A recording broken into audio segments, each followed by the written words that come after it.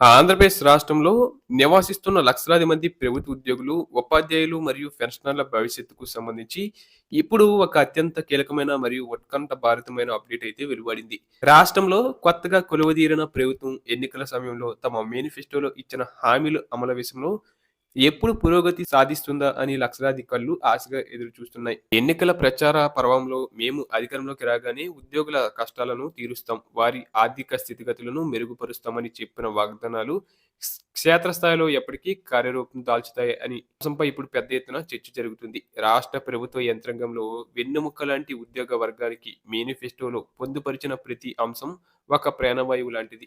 అందుకే దాని అమలులో జరుగుతున్న జాప్యంపై సర్వత్రా ఆందోళన వ్యక్తమవుతుంది. ముఖ్యంగా నిత్యావసర వస్తువులు ధరలు ఆకాశాన్ని తాకుతున్న ఈ రోజుల్లో ఉద్యోగుల మధ్యంతర వేతన సవరణ విషయంలో ప్రభుత్వం తక్షణమే ఒక సానుకూలమైన అడుగు వేయాలని రాష్ట్రంలోని అన్ని ప్రధాన ఉద్యోగ సంఘాలు ముక్త కంఠంతో డిమాండ్ చేస్తున్నాయి.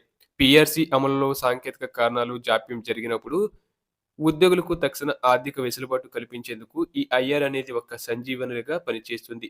గతంలో ఇచ్చిన హామీల ప్రకారం పెరిగిన జీవన ప్రమాణాలకు అనుగుణంగా తగినంత శాతం ఐఆర్ ప్రకటించడం ద్వారా ఉద్యోగుల కుటుంబాల్లో వెలుగులు నింపవచ్చని సంఘాలు బలంగా వాదిస్తున్నాయి. ప్రభుత్వం ఈ విషయంలో వెనకడుగు వేయకుండా ఉద్యోగుల పక్షాన నిలబడాల్సిన సమయం ఆసన్నమైందని వారు స్పష్టం చేస్తున్నారు. ఎందుకంటే ఆర్థిక భద్రత లేని ఉద్యోగి తన విధులను సమర్థవంతంగా నిర్వహించడం కష్టమవుతుంది.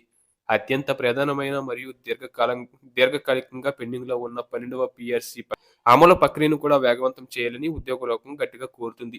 11వ పీఆర్‌సీ కాలపరిమితి ముగిసి చాలా కాలం గడుస్తున్నా కొత్త పీఆర్‌సీ కమిటీ నియామకం మరియు దానికి సంబంధించిన మధ్యంతర నివేదికపై స్పష్టత లేకపోవడం ఉద్యోగులను తీవ్ర అసంతృప్తికి గురిచేస్తుంది. ఈ క్లిష్టమైన విషయంలో గౌరవ ముఖ్యమంత్రి గారు స్వయంగా చొరవ తీసుకొని ఉద్యోగ సంఘాల ప్రతినిధులతో ఒక ఉన్నత స్థాయి సమీక్ష సమావేశాన్ని ఏర్పాటు చేయాలని వారు కోరుతున్నారు.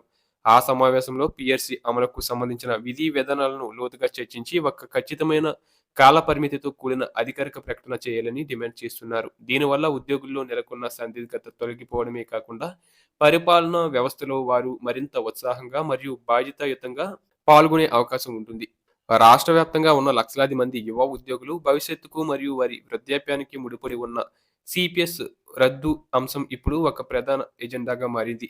తమ రిటైర్మెంట్ తర్వాత గౌరవప్రదమైన జీవితం గడపడానికి తోడ్పడే పాత పెన్షన్ విధానాన్ని పునరుద్ధరించాలని ఎన్నికల మేనిఫెస్టోలో చెప్పిన విధంగా సిపిఎస్‌ను పూర్తిగా రద్దు చేయాలని ఉద్యోగులు గట్టిగా కోరుచున్నారు. సిపిఎస్ వల్ల భవిష్యత్తులో వచ్చే పెన్షన్ చాలా స్వల్పంగా ఉంటుందని, అది పెరుగుతున్న వైద్య మరియు జీవన ఖర్చులకు ఏమాత్రం సరిపోదని ఉద్యోగులు ఆందోళన చెందుతున్నారు.